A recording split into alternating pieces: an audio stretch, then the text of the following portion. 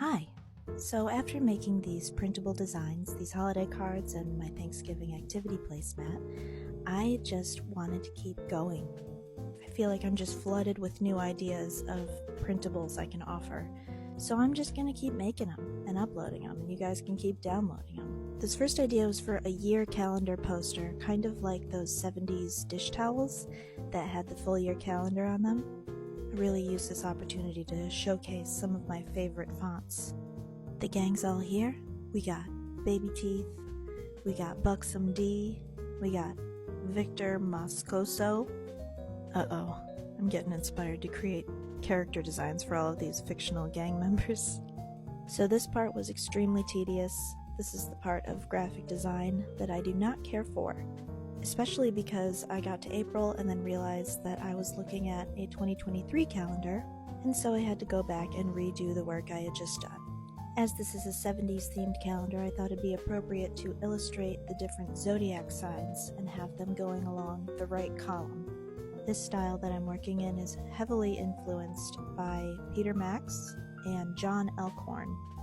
There are several other 70s illustrators who work in this style too, that I'm probably referencing without realizing.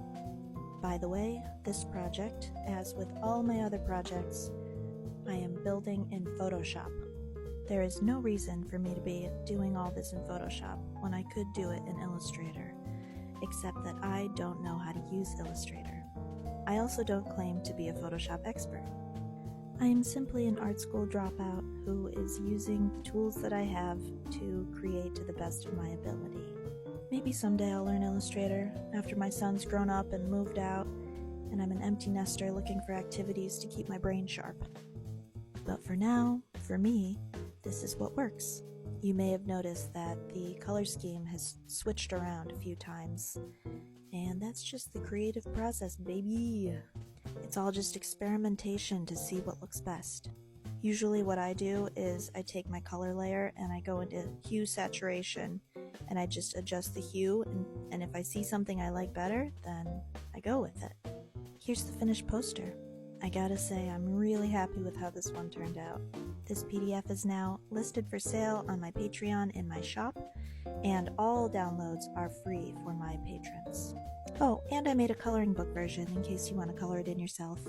Thank you so much for watching. Keep following for more vintage style graphic design and illustration.